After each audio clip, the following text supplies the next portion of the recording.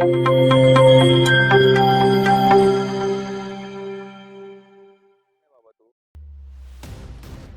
जिल्हा पोलीस दलात जिल्ह्याच्या पोलीस अधीक्षक आचल दलाल यांनी फेरबदल केले आहेत. अनेक पोलीस अधिकाऱ्यांच्या बदल्या जाहीर करण्यात आल्या आहेत.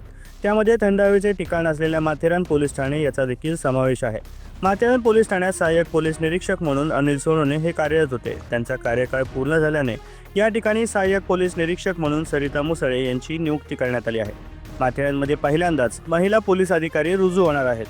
दरम्यान दिनांक 18 फेब्रुवारी रोजी नव्या प्रभारी अधिकारी मुसळे यांनी माथेरानमध्ये दाखल होत पदभार देखील स्वीकारला आहे. तर सहाय्यक पोलीस निरीक्षक अनिल सोनोने यांनी त्यांना शुभेच्छा दिल्या आहेत. श्रीमती सरिता मुसळे या मूळच्या रायगड जिल्ह्यातील कोलाड येथील राहणाऱ्या आहेत. तर 2012 साली पोलीस दलात दाखल झालेल्या मुसळे यांनी मुंबई, नवी मुंबई, पालघर, अलिबाग अशी व्यस्त असलेली पोलीस ठाणे येथे काम केलं आहे. तर प्रभारी अधिकारी म्हणून त्यांची ही पहिलीच नियुक्ती आहे.